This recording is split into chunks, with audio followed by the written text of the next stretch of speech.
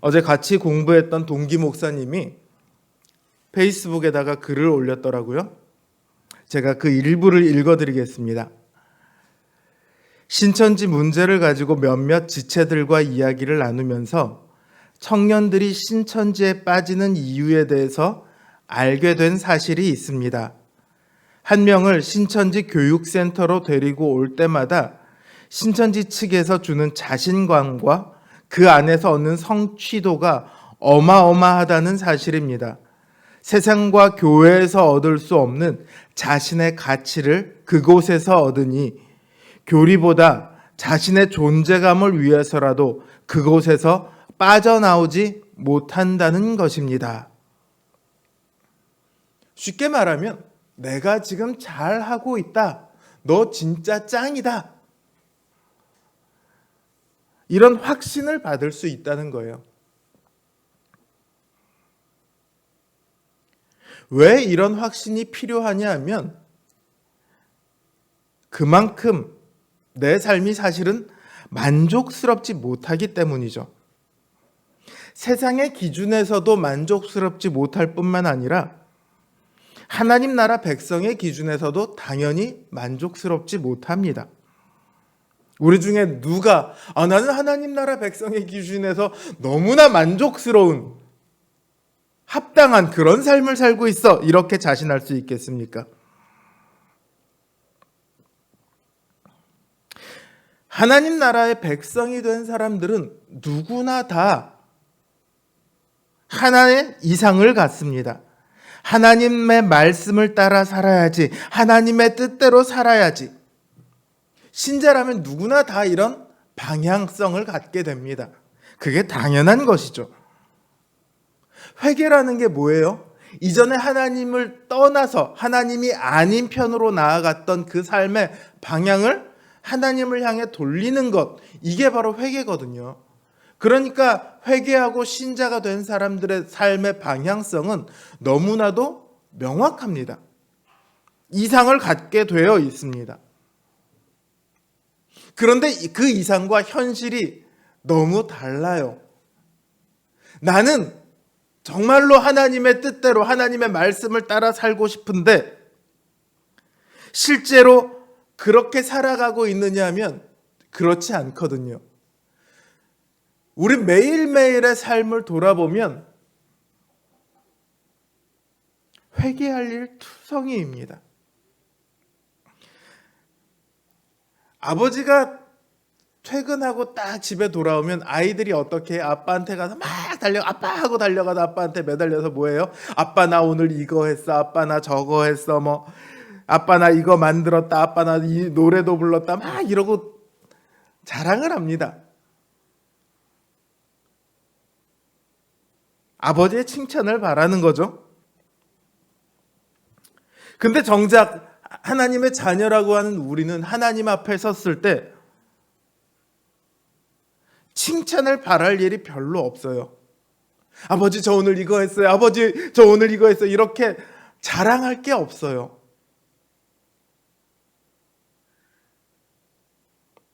오히려 제가 오늘 이런 잘못을 했습니다. 무릎 꿇고 사죄를 청해야 할 일로만 가득하죠. 신자임에도 불구하고 우리의 인생이 그렇습니다. 영적으로 전혀 만족스럽지 않은, 만족스럽지 못한 인생이죠. 그러다 보니까 하나씩 둘씩 기준이 만들어지기 시작합니다. 그래서 이걸 잘하면, 기준을 넘기면 잘하고 있는 것처럼 스스로를 위로하기 시작합니다.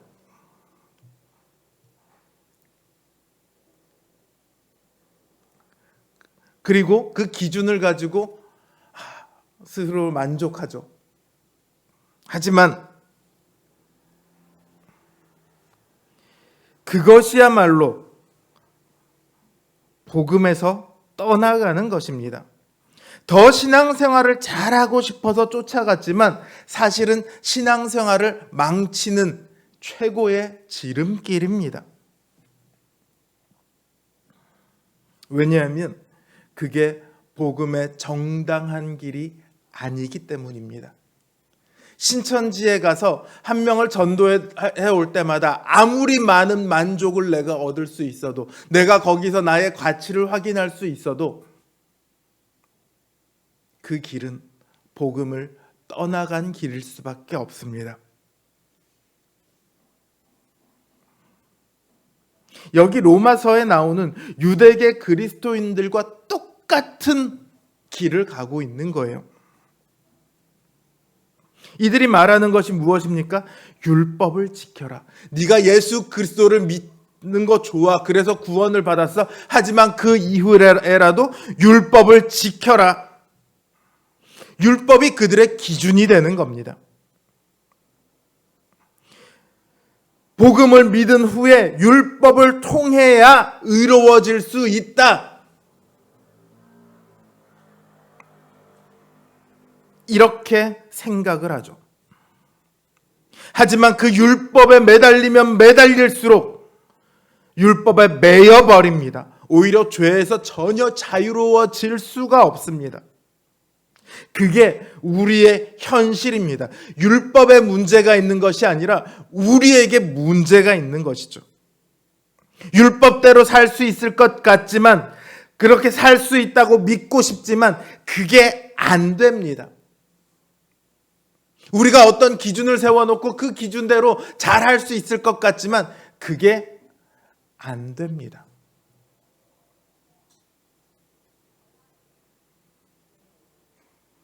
우리가 아주 순간적으로는 혹은 얼마의 기간 동안은 그렇게 살 수 있을지 모릅니다. 하지만 율법으로 우리가 의로워지기 위해서는 우리는 평생을 그렇게 살아야 합니다. 율법이 금하는 것을 평생토록 단 한 가지도 어겨서는 안 됩니다. 율법이 하라고 하는 것을 단 하나도 빼놓아서는 안 됩니다. 평생 동안을 단 한 번도 어기지 않고 다 순종해야, 그래야 의로워질 수 있습니다. 그거는 절대로 불가능한 일입니다. 나만 불가능한 일이 아니라 모두가 다 불가능한 일입니다. 이미 성경이 의인은 없나니 하나도 없다라고 그렇게 선언을 하고 있습니다. 그래서 바울은 말합니다. 모든 입을 막고 온 세상으로 하나님의 심판 아래 있게 하려 함이라. 어느 누구도 감히 부인할 수 없습니다. 변명할 수 없습니다. 인류의 역사 속에 수많은 위인들이 있습니다. 그들의 모든 업적을 부정하는 것이 아니에요. 얼마나 훌륭한 일들을 많이 했습니까? 이 세상의 평가대로는 그분들의 뛰어남을 누구도 부인할 수 없습니다. 그러나 다만 그들이 천국에 들어갈 만한가에 대해서는 전혀 다른 평가가 필요하죠. 하나님 나라, 천국은 영적인 나라입니다. 그러니까 그 나라에 들어가려면 그 나라의 기준이 필요하죠. 영적인 기준으로 바라보아야 합니다. 그 영적인 평가의 기준은 너무도 명확합니다. 하나님 기준에서 의로운가 아닌가 하는 거죠. 우리는 흔히 착각을 합니다. 내가 선한 일과 악한 일이 둘 다 했지만 선한 일이 좀 더 많으면 천국에 갈 수 있을 거다. 이런 착각을 합니다. 천만에 그렇지 않습니다. 세상에서도요, 수많은 법 중에 단 한 가지만 어겨도 우리는 그 사람을 뭐라고 얘기하죠? 단 한 가지를 어겼다고 재판을 받아서 확정이 됐습니다. 그럼 그 사람을 우리가 어떻게 표현하죠? 전과자라고 표현을 합니다.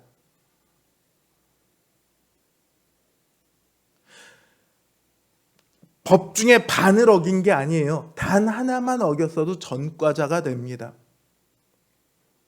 하나님 나라의 기준에서도 똑같아요. 내가 죄 지은 것보다 선한 게 더 많으면 천국에 가는 게 아니에요. 전과자가 아니어야 해요. 하나님의 기준에서의 법을 단 한 가지라도 어기지 않아야만 의롭다는 말을 들을 수 있습니다.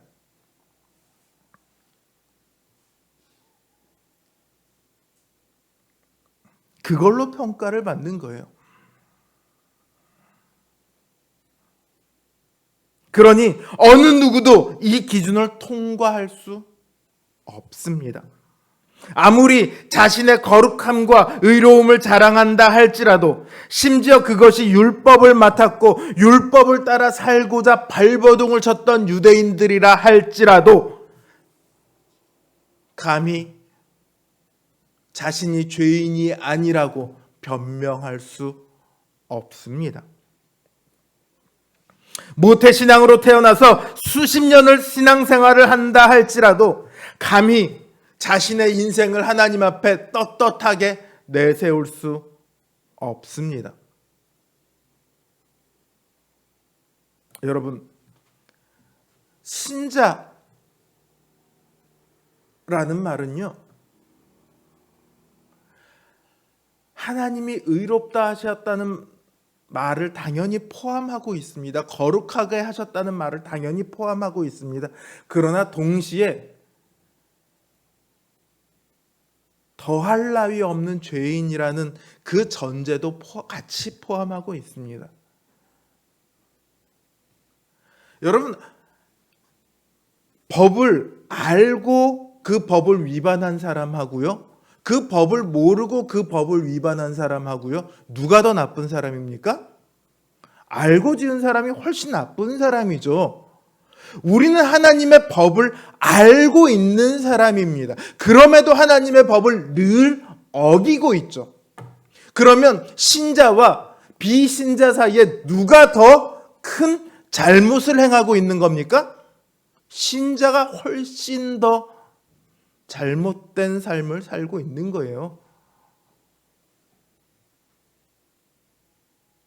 물론 우리나라 범죄 통계를 보면요, 2015년 인구 센서스를 기준으로 우리나라 전 국민의 19.2% 정도가 기독교인입니다. 2019년 경찰청 통계를 봤더니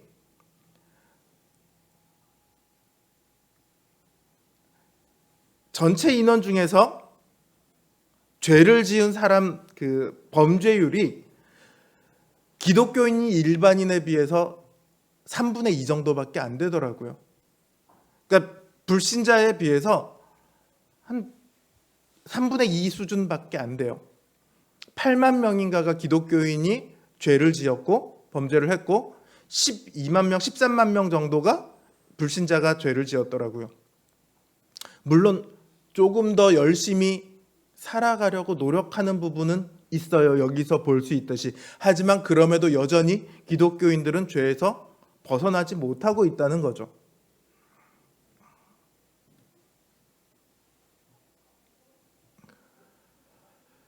율법이 있는 자도 율법이 없는 자도 하나님을 아는 자도 하나님을 모르는 자도 다 죄 아래 살아가고 있습니다. 율법을 모르는 자는 율법이 없어서 망하고 율법이 있는 자는 율법이 있어서 망할 뿐입니다. 어느 누구 한 사람 율법 앞에 의롭다함을 얻을 사람이 없습니다. 유대인이건 신자건 죄인이 아닌 사람이 없다는 말이죠.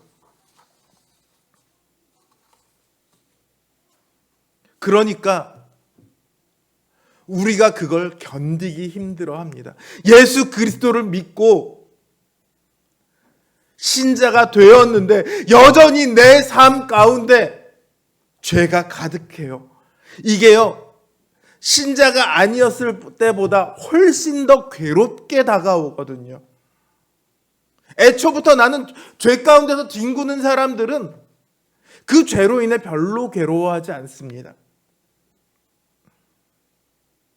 그러나 그 죄를 벗어나서 양심을 쫓아 하나님의 말씀을 쫓아 살고자 하는 사람들에게 죄는 정말로 가혹한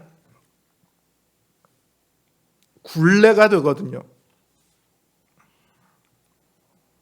그러니까 우리가 어떻게 하냐면 죄인이라는 사실을 자꾸 잊고 싶어 해요. 죄인이라는 굴레를 벗어 던지고 싶어요. 예전에 이제 돌아가신 오카는 목사님께서 하셨던 설교 중에 이걸 잘 드러내는 이야기가 있어요. 재판정에서 피고인들이 판사를 향해 죽을 죄를 지었습니다. 선처해 주세요. 이러고 마지막에 피고할 말이 있습니까? 그럼 늘 이렇게 얘기를 한대요. 그럼 재판장이 뭐 죽을 죄를 지은 것까지는 아니고 안심하세요. 그러면서 대신에 어쨌든 죄를 지었으니까 징역 몇 개월에 처하겠습니다. 징역 1년에 처하겠습니다. 이러고 유죄 선고를 딱 하면 조금 전까지 죽을 죄를 지었습니다 하던 사람이 자기가 언제 그렇게 죄를 지었냐는 식으로, 내가 언제 그렇게 악한 일을 했냐는 식으로 불평을 하기 시작합니다. 입으로는 죄인 하지만 마음속으로는 자기가 죄인이라는 것을 인정하지 않고 있다는 것이죠. 저는 신자들도 참 비슷한 모습을 많이 보인다고 생각을 해요. 나는 좀 괜찮은 사람이라고, 이전보다 나은 사람이라고 그렇게 스스로를 확인하고 싶어 하거든요. 나의 가치를 어디서 발견하고 싶으냐 하면 내 인생에서 발견하고 싶은 거예요. 내 인생 그래도 좀 괜찮지 않아? 그런데 사실은 아니죠. 분명 이전보다 나아졌다는 것은 제가 동의할 수 있어요. 이전에 비해서 분명히 우리가 예수 그리스도를 모를 때보다도, 예수 그리스도를 믿기 처음 때보다 우리의 인생은 점점 나아져 가고 있는 것은 확실합니다. 그게 없으면 자기가 신자인지 아닌지부터 돌아봐야겠죠. 하지만 그럼에도 불구하고 여전히 우리 안에 죄를 사랑하는 마음이 있어요. 죄를 미워하는 마음과 동시에 죄를 사랑하는 마음이 있어요. 이 죄를 지으면 안 된다는 것을 알면서도 죄를 즐기는 마음이 있어요. 제가 냉면을 참 좋아합니다. 청량리에 가면 할머니 냉면이라고 있어요. 굉장히 맵습니다. 제가 이거를 얼마나 좋아했냐면 결혼하기 전에는 저희 집이 그 근처였으니까 일주일에 못해도 2번은 가요. 겨울에도. 여름에는 일주일에 하루 한 끼 정도는 이걸 먹었던 것 같아요. 그렇게 좋아합니다. 근데 이거를 딱 먹으면, 제가 처음 가서 먹었을 때인데요, 옆에 어디 회사에 근무하는 아가씨들인 것 같아요. 이렇게 유니폼을 입고 와서 이걸 먹더라고요. 근데 다대기 넣어주세요. 그래갖고 다대기를 막 넣어서 먹어요. 그래서 이게 별로 안 매운가 보다 그랬죠. 색깔도 별로 안 매워 보여요. 딱 넣고 처음에는 별로 안 맵다가 한 반쯤 먹었을 때부터 눈물이 그냥 쭉 저절로 나오더라고요. 머리에서 땀이 막 흘러내려요. 나중에 갔더니 속에 탈이 나더라고요. 얼마나 매웠는지. 화장실을 들락날락거려요. 근데 문제는 맛있어요. 나중에 가서 또 그 맛이 생각이 나요. 그러니 어떡합니까? 일단 먹고 봅니다. 속에 탈이 나든 말든 일단 입이 즐거워야 해요. 요즘은 한결이가 여기에 푹 빠졌어요. 저보고 놀러 가세요. 먹으러 가세요. 그래서 며칠 전에 한결이랑 같이 여기를 다녀왔습니다. 그날 밤에 화장실을 얼마나 들락날락 했는지 나중에 가니까 진짜 창자가 나오는구나 싶을 정도로 고통스럽더라고요. 우리가 죄를 이런 식으로 사랑해요. 일단 당신은 즐겁거든요. 그게 죄라는 것을 알면서도, 하면 안 된다는 것을 알면서도 죄를 짓습니다. 죄가 주는 그 즐거움을 즐깁니다. 영어로 guilty pleasure라는 단어가 있습니다. 용어가 있습니다. guilty pleasure. 죄가 주는 즐거움, 죄를 짓는 즐거움. 그 즐거움을 위해서 일부러 죄를 짓는다는 뜻이에요. 하면 안 되는 일을 일부러 한다는 뜻이에요. 왜 어렸을 때도 그러잖아요. 하지 마 그러면 더 하고 싶어 하잖아요. 그게 우리 안에 여전히 있다는 거예요. 그게 실제 우리의 모습이라는 거죠. 그게 우리의 현실이니까 우리는 율법을 기준으로 한다면 늘 죄인의 자리에서 조금 더 벗어날 수 없습니다. 우리 중에 누가 신자의 이상대로 살아갈 수 있습니까? 못하죠. 지금 이 순간도 어느 누구도 하나님의 질책에서 벗어날 수 없습니다.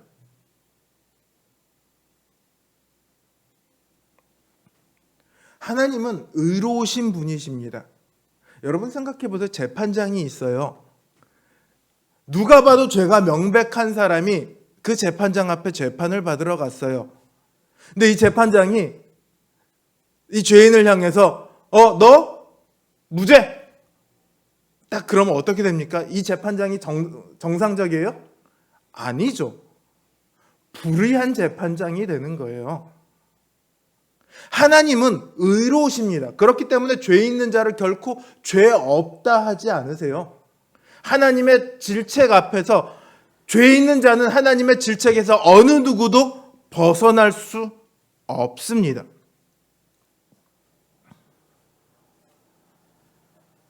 우리는 하나님의 영광은커녕 하나님의 진노 아래에서 신음할 수밖에 없는 거죠. 그런데 다행히 하나님은 우리의 그런 현실을 너무 잘 알고 계세요. 우리의 현실을 신자의 이상에다가 이렇게 끼워 맞추려고 하지 않으세요. 너 왜 이것밖에 안 돼? 기준에 한참 미달이잖아. 이런 식으로 말씀하지 않으셨습니다.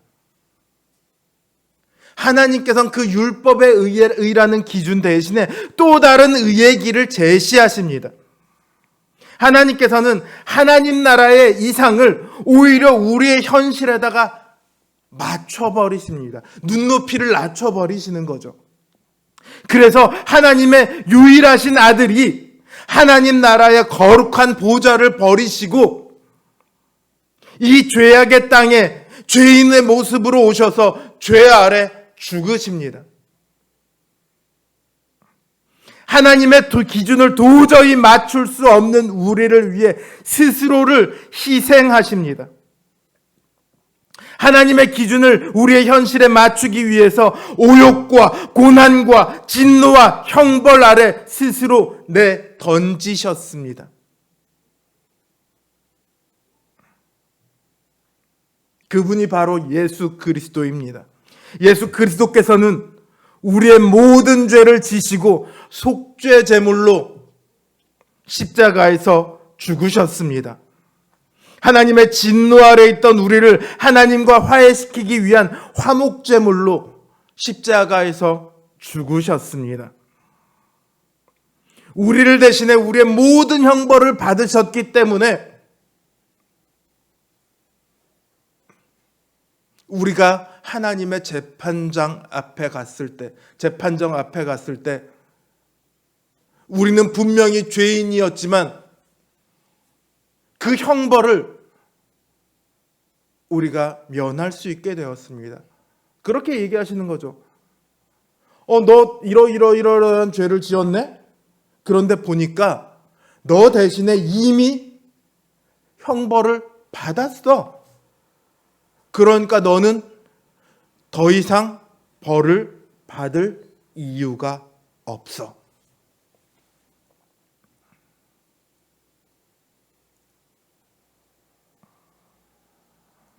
우리는 죄인이지만 형벌을 받지 않는다는 그 이상한 상황 속에 들어가는 겁니다.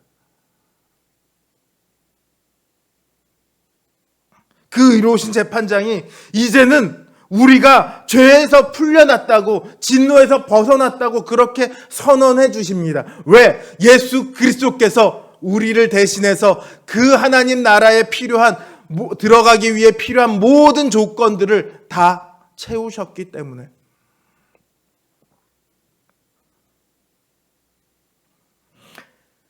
우리는 그 예수 그리스도를 통해서 의롭게 되는 겁니다. 우리의 힘으로 의롭게 되지 않습니다. 오직 믿음으로 우리는 의롭게 될 뿐입니다. 여기에 다른 조건은 조금도 포함되지 않습니다. 포함될 수 없습니다. 만약에 다른 조건이나 다른 기준이 있다는 것은요, 복음을 포기하고 자기의 삶으로 의로움을 채우겠다는 그 허황된 길로 들어가는 겁니다. 바울은 율법이 믿음을 세운다라고 말하지 않고 믿음이 율법을 세운다, 그렇게 말을 합니다. 우리가 전도 훈련을 받으면요, 제일 먼저 뭐부터 가르치죠? 당신은 죄인입니다부터 가르칩니다. 죄를 알아야 하나님 자기가 얼마나 비참한 상황에 있는지를 알고 구원의 필요성을 알게 된다는 것이죠. 그게 논리적으로는 맞습니다. 충분히 합당한 이야기입니다. 그런데 정말 하나님께서 그렇게 하셨습니까? 아브라함을 부르실 때, 하나님께서 아브라함을 부르실 때, 너 얼마나 죄인인지 알아? 너 이제 영원히 죽을 사람인 거 알아? 근데 내가 너 용서해 줄게, 나 믿어. 하나님께서 이렇게 아브라함을 부르셨습니까?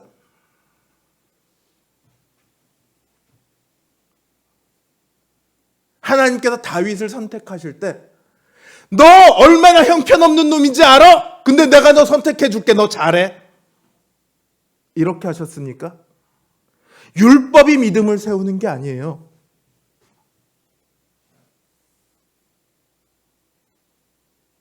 우리는 그 논리에 빠져가지고 전도 훈련을 하면 그것부터 시작을 해요. 그러니까 그거를 받아들이는 사람도 있지만 거부감을 느끼는 사람이 얼마나 많은지 모르죠. 다짜고짜 와갖고 당신은 죄인입니다, 그럼 좋아할 사람이 누가 있어요? 아까 얘기했잖아, 신자들도 자기가 죄인이라는 걸 자꾸 잊고 싶어 한다고. 그게 괴로워서.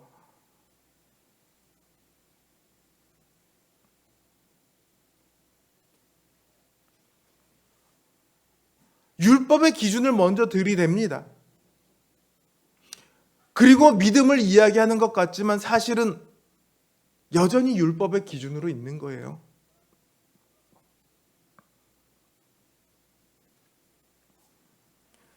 바울이 믿음이 율법을 굳게 세운다고 말할 때요, 여기 굳게 세운다는 말은 무엇인가를 만들어서 일으켜 세운다는 말이 아니에요. 믿음이 율법을 조물조물 해가지고 이 율법을 든든하게 만들어준다, 이런 얘기가 아니에요.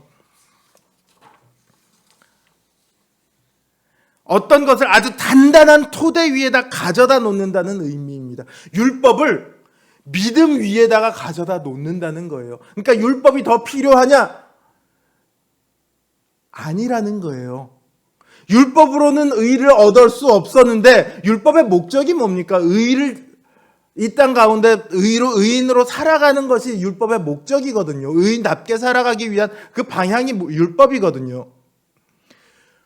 어떻게 의인답게 살아갈 거냐? 율법을 믿음 위에다 올려놓음으로써 우리가 믿음으로 의롭게 되었다, 이 선언 아래다가 집어넣는 거예요.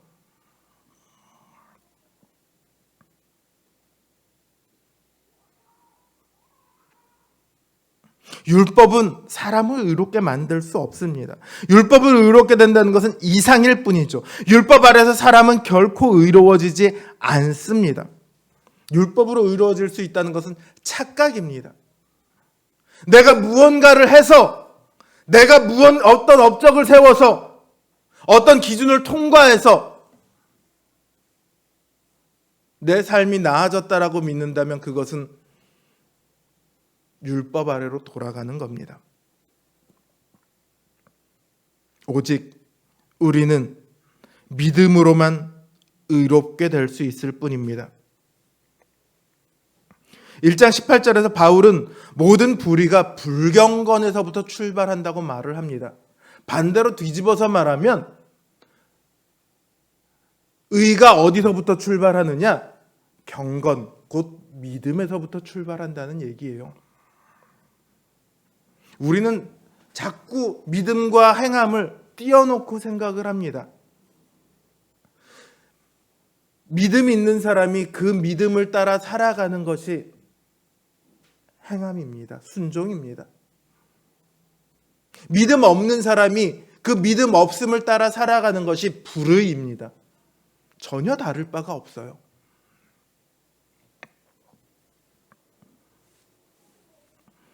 하나님께서는 우리를 믿음으로 의롭다고 하셨습니다. 이게 하나님께서 우리에게 복음을 주신 이유예요. 하나님의 영광에 도저히 이룰 수 없기 때문에 유대인이 아니라 심지어 유대인의 조상인 아브라함이라 할지라도 어느 누구도 하나님 앞에서 의롭다 할 수 없기 때문에 우리에게 믿음이라는 법을 세워주셨습니다. 우리에게 오직 믿음을 기준으로 제시하셨습니다. 그 믿음으로 우리를 의롭다 하셨습니다. 그러므로 이 믿음의 법 아래에 있는 우리에게 어느 누구도 정죄할 수 없습니다. 그것이 율법이라 할지라도 우리를 정죄할 수 없습니다. 어느 누구도 우리가 붙들고 있는 예수 그리스도의 피를 무효로 돌릴 수 없습니다. 또한 어느 누구도 우리가 붙들고 있는 이 복음 외에 다른 기준이나 다른 법을 들이댈 수 없습니다.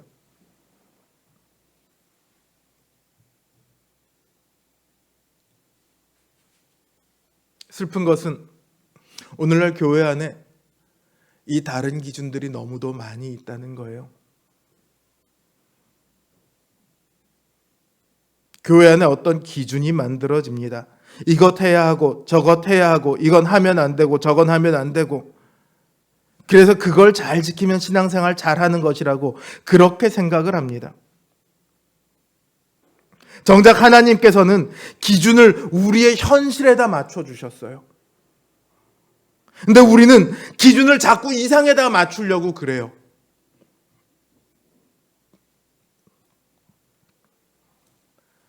하나님의 말씀은요, 우리들에게 있어서 기준이 아니라 표준입니다. 이게 무슨 뜻이냐면 우리가 바라고 가야 할 방향성으로 제시되었지 커트라인으로 제시된 것이 아니에요. 너 이만큼은 무조건 해야 돼? 이거 못하면 죽어? 이렇게 제시되지 않았다는 거예요. 예수 그리스도를 믿는 사람은 그 믿음의 수준이 다 다를 수 있어요.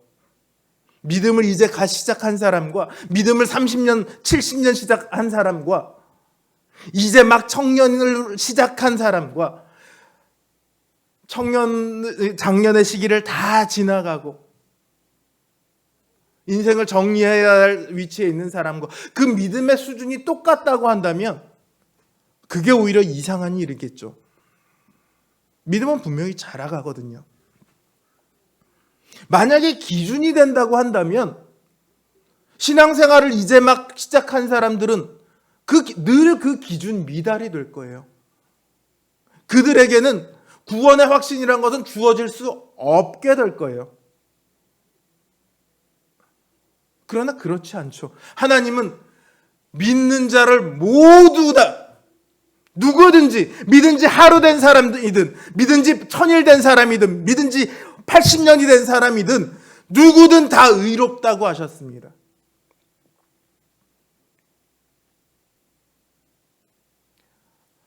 우리는 인생의 기준을 만들어서는 안 됩니다. 우리의 믿음을 심지어 우리의 믿음을 기준으로 만들어서도 안 돼요.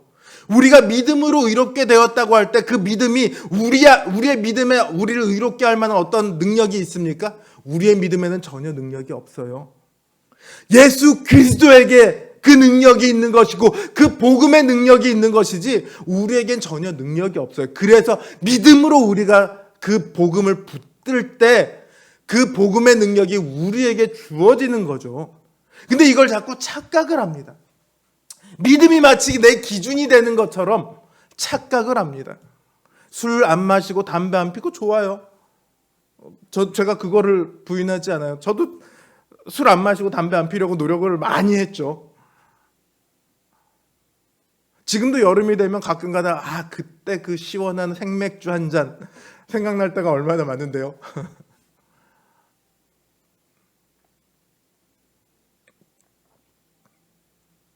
그러나 그런 것들이 우리의 기준이 되지는 않아요. 기준이 될 수 없어요. 제가 말했죠. 믿음이란 것도 심지어 우리의 기준이 될 수 없다. 밀로셰비치라는 사람이 있어요. 세르비아의 대통령이었고요. 유고 연방의 대통령이었던 사람입니다. 이 사람이 근데 결국은 국제사법재판소에서 재판을 받습니다. 죄명은 권력남용 및 부정부패 등이었습니다. 이 사람이요, 기독교인이었습니다. 아주 독실한 기독교 가정에서 자랐어요. 이 사람의 죄명이 뭔지 아세요? 가장 큰 혐의가 뭔지 아세요? 이슬람교도 8,400명을 죽였습니다. 기독교 신앙을 갖지 않았다는 이유로 수많은 이슬람 교도들을 탄압하고 그들을 죽였습니다. 너 믿어? 안 믿어? 죽어. 칼을 들고 믿음을 강요한 것이죠. 실제로 18세기, 19세기 선교 중에 이러한 일들이 굉장히 많이 있었습니다. 안타까운 일이죠. 이 사람들은 기독교 신앙이란 신념에서 자기가 신앙의 행위라는 신념을 가지고 행했겠지만 사실은 복음을 하나도 모르는 거죠. 자기는 믿음 생활을 잘하고 있다고 생각했겠지만 복음을 모르고 하나님의 뜻도 모르고 그렇게 살아가고 있는 거죠.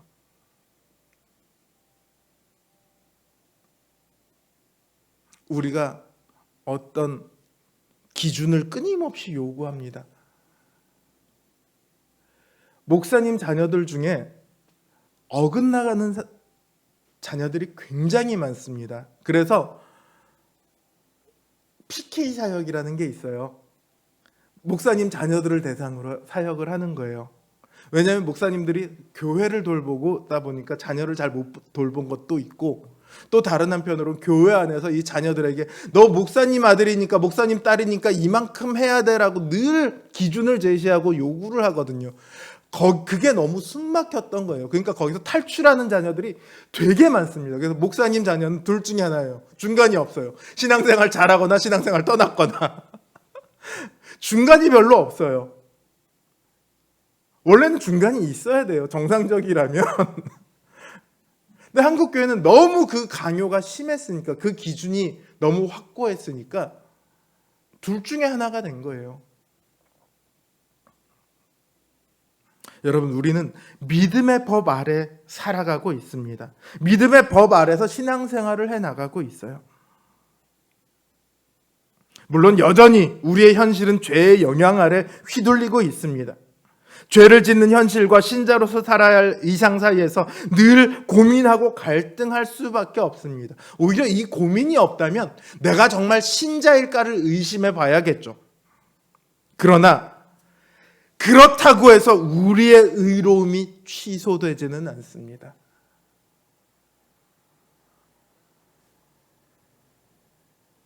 예수 그리스도의 보혈의 능력이 우리를 감싸고 있기 때문이죠. 그러니 우리의 현실과 이상의 차이를 다른 어떤 것으로 채울 필요가 없습니다. 자기에게 확신이 필요하다고요? 우리 안에는 확신을 줄 만한 것이 아무것도 없습니다. 그러나 예수 그리스도의 그 사랑하심만은 우리를 위해 자신의 목숨을 내어주신 그 사랑만큼은 우리가 확신할 수 있습니다. 왜? 이미 이루어진 일이니까. 이미 우리를 위해서 생명을 주셨으니까 저분이 이제 나를 위해서 생명을 더 이상 안 주시면 안 될까? 안 주시면 어떡할까? 이런 거를 고민할 이유가 없죠. 예수 그리스도께 우리의 확신이 있습니다. 복음에 우리의 확신이 있습니다. 다른 어떤 것으로도 우리는 우리의 가치를 확인해 볼 수 없어요. 우리의 가치는 오직 그 복음 안에서만 확인이 됩니다. 우리 청년들이 늘 고민해요. 내가 지금 할 수 있는 것이 너무 없는 것 같아요. 내가 지금 뭘 해야 될지 모르겠어. 내 인생이 정말로 의미가 있는지 모르겠어. 청년들만 그런 게 아니죠. 사실 우울증의 대부분은 이 자기네 삶의 의미를 잃어버리는 데서 오거든요. 근데 복음은 우리에게 이렇게 얘기합니다. 너의 인생의 가치는 거룩하신 하나님의 아들이 그 보좌를 버리고 올 만큼 가치가 있는 인생이다. 너의 인생은 그 하나님의 아들이 이 땅에서 온갖 오욕과 수모를 다 견뎌야 할 만큼 가치가 있는 인생이다. 복음은 우리의 인생을 거기로 데려갑니다.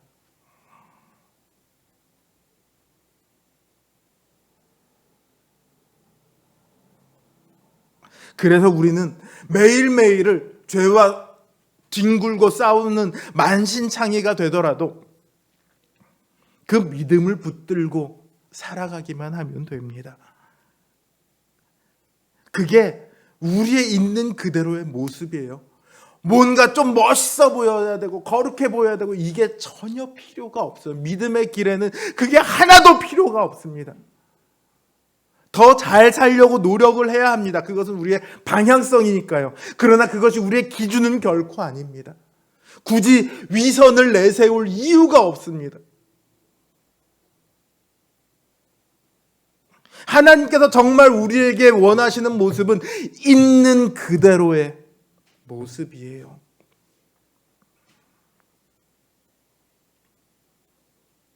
할 수 없어서 하나님 앞에 매달리는, 하나님 없이는 아무것도 아닌 그런 울며 발버둥치는 연약한 모습, 그 모습으로 나아갈 때 하나님께서는 우리를 너무도 예쁘게 여겨주실 겁니다.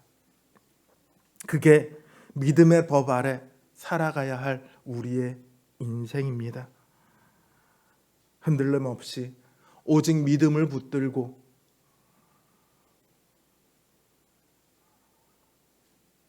하나님을 향해 걸어가는, 그래서 그 길에서 놀라운 은혜를 매일매일 만날 수 있는 저와 여러분 되시기를 주님의 이름으로 기원합니다.